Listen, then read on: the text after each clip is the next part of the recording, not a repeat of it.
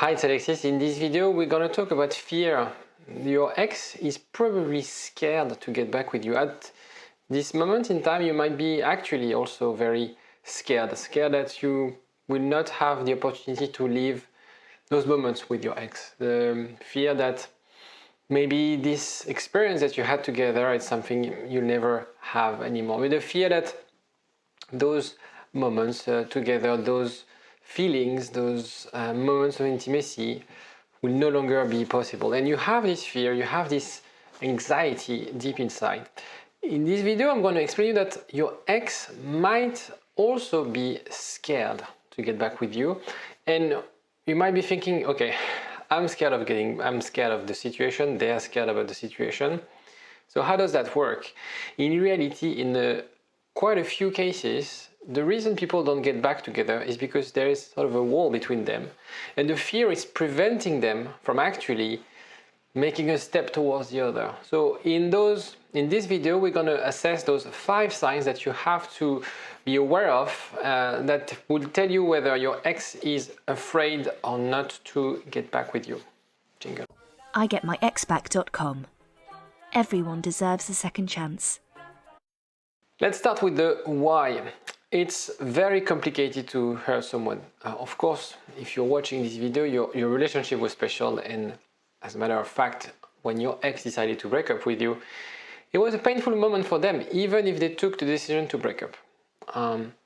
And another thing that you have to understand, and that's a vast majority of cases, people break up with their partners while they still have feelings. And it's very hard to admit that you still have feelings for your ex.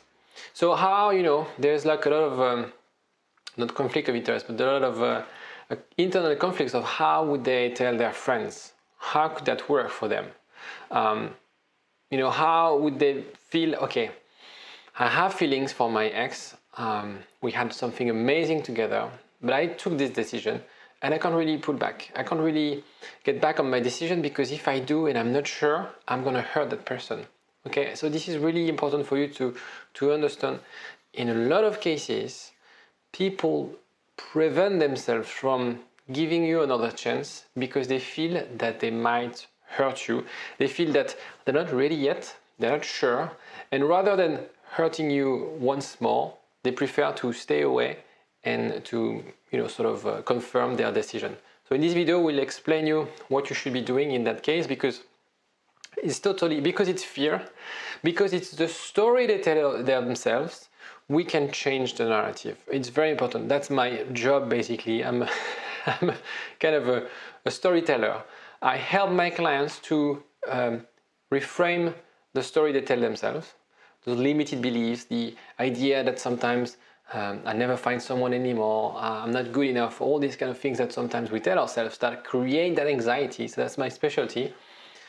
And it's the same for your ex. Your ex might be thinking, I'm not so sure how, if I see him or see her and I'm not sure, and he's so keen on seeing me, he's so desperate, and I'm not ready to give him a chance, I'm going to hurt him even more. Therefore, I want to protect him, or I want to protect myself as well, so I don't give our relationship a second chance. So your next step, you're watching this video, well done.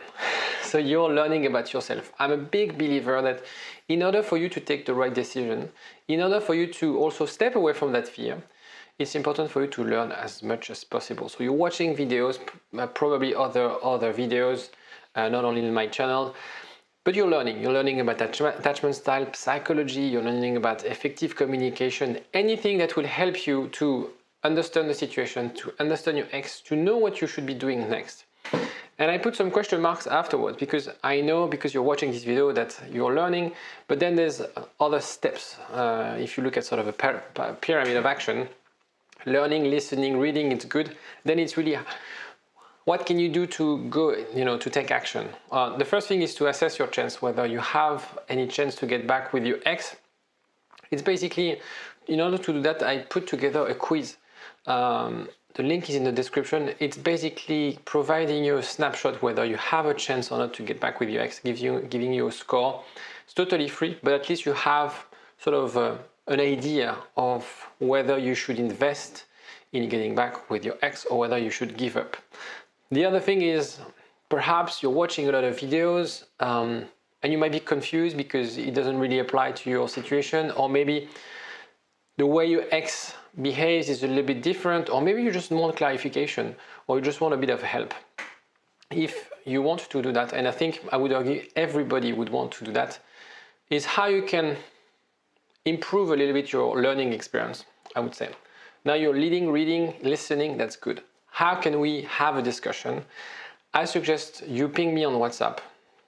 So I have this new feature, which is amazing, by the way. You click on the link, either in the comments, the first comment, or in the description, and it gets you directly to my WhatsApp, and you can ask questions about your situation. I check my WhatsApp a few times a day, not 24/7, because I have kids, I'm recording videos, I have clients, but I check my WhatsApp regularly, and I'll come back to you to just guide you a little bit. How can you enhance this experience of watching videos? I think it's even better if we can have a chat one-to-one. And I love those interactions because it also helps me to understand your pain points, to understand your problems, to sometimes create content based on our conversation. So that's it for the next step. It's basically how can you improve this learning experience? How can you improve your chances to get back with your ex? Put all your chances on your side. Let's take the first sign. They put some distance. In principle, they would take 1 hour to answer a text message, and now 3 days. They really put this distance. You see each other to get some things, but they don't come. They don't show up. They sort of cancel on you. Not really ghosting you, but they just put some distance. At the beginning, they were really responsive. They were really keen and eager. And now, when you put some distance, it's because you don't want to face an internal dilemma. If they were completely sure about themselves, they will either ignore you or they will either be super keen to see you. And this mixed behavior, those mixed signals, is the translation that's below the surface. We are all icebergs. Below the surface, there's a lot of things going on. Another one is they always have a logical excuse. So it's not the real reason. They might invoke the distance, the family, sort of excuses that they never said before. And deep inside that there's something else. Deep inside that it's not that they have a hidden agenda, but there's something else. They give you reasons, but that really doesn't really matter. Sometimes I've had cases where, we've been together for 10 years and she broke up with me because we had a fight about, I don't know, it was ridiculous, like about the garbage or something like that. I'm like, maybe there's something else. So try to analyze whether sometimes it's good to listen to your little voice in your head telling you whether it's something else or not. The hot and cold behavior, also the same way of the putting distance. Text in the middle of the night and then nothing. A coffee date and then it's cancelled. We're just friends and then they tell you we're incompatible. So this video is not really about attachment style, but it's also something we can see a lot with dismissive avoidant partners.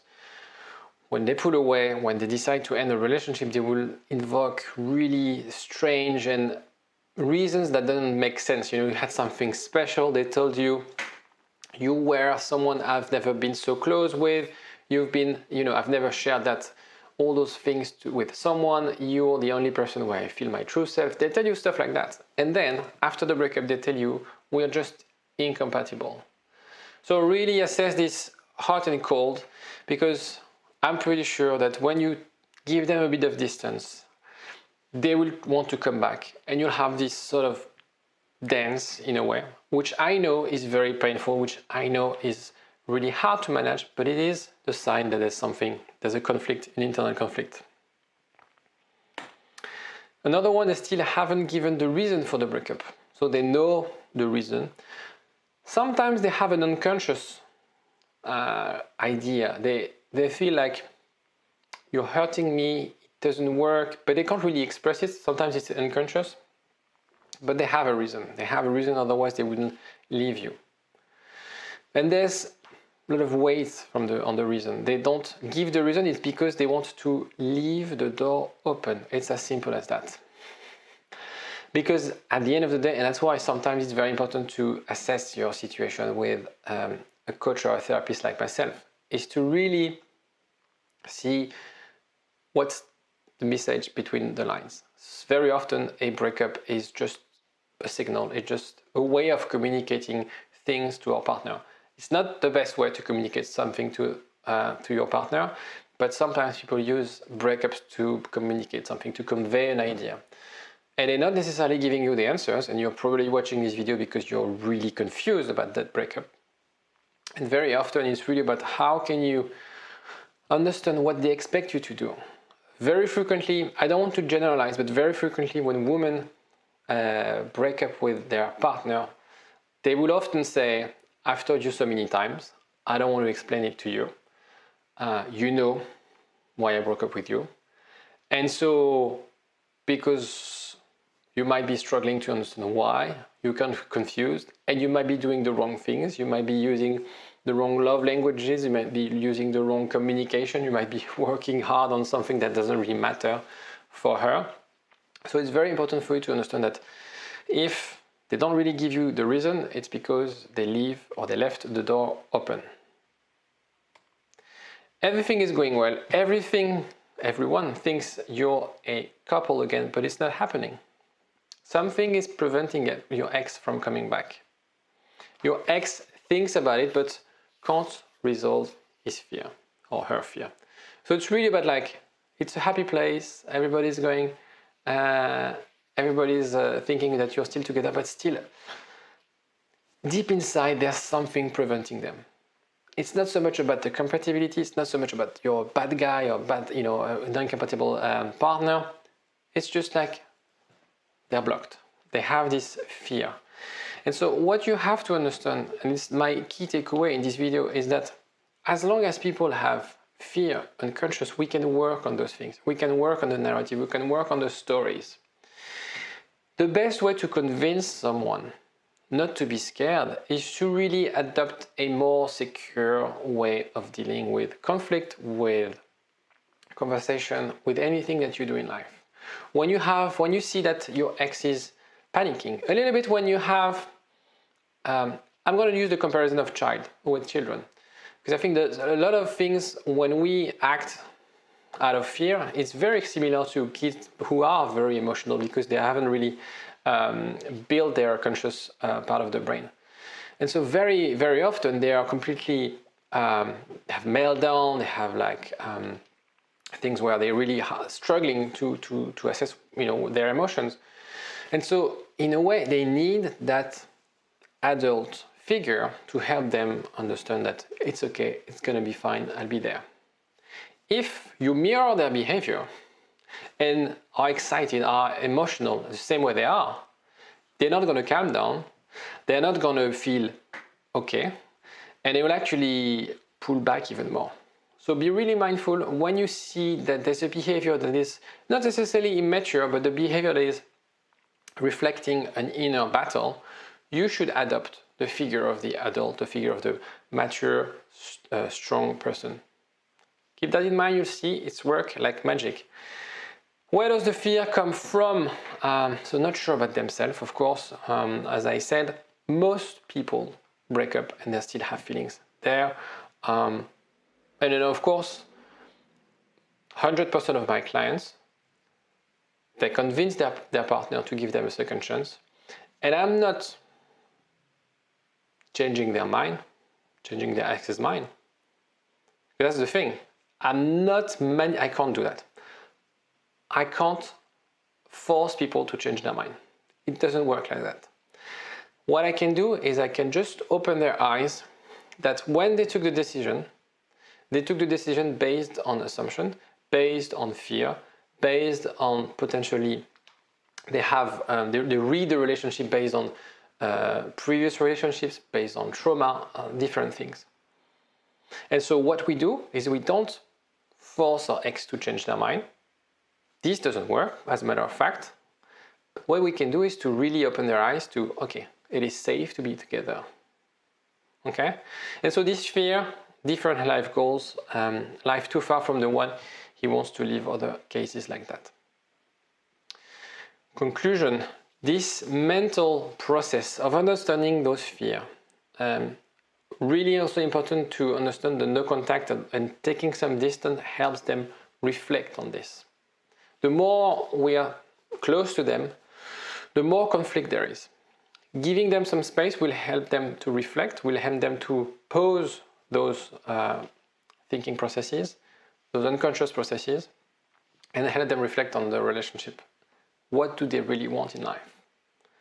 That's very important. And when we are very emotional, when we are stressed, we forget to pause and think, what do I really want? You might be as well in the situation. Maybe what you really want is not to get back with your ex, but you can't see it because you're so stressed and anxious about the situation. So the thing is, time is on your side. I know you don't want to wait, but time is on your side because, as I discussed, time will do the work of them reflecting on that, on those fears. It can be hard, of course. I know it. I've been in your shoes. I'm helping people every day to build resilience because it's a bumpy road. To build resilience, to do the right things every day, to stay motivated, to work on yourself, to really do the work. If you recognize yourself is not the right thing. If you recognize your ex in this video, it means that you shouldn't lose hope. It means that this inner battle is definitely in play. And if you do the right things, she or he will get back, as I discussed. Your job is not to convince them, it's not to change their mind. It's just to show them that actually they're acting out of fear. They're not acting out of... and usually fear is a bigger driver than love. People will... that's very important. Our brain would be more inclined to avoid pain than to go for pleasure. There's been studies about that. I don't remember the name of the study, but basically it's twice as important.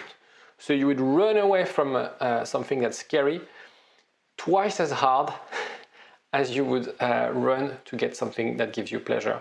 And this is what's happening right now. They are scared, so you just have to reduce that fear, to show them that it's okay to be with you. You can understand their needs. You are the person they need. You can be secure. You can help them to be secure and to be together because you had something special.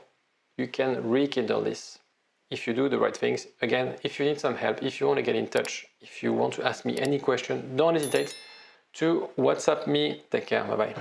IGetMyExBack.com. Everyone deserves a second chance.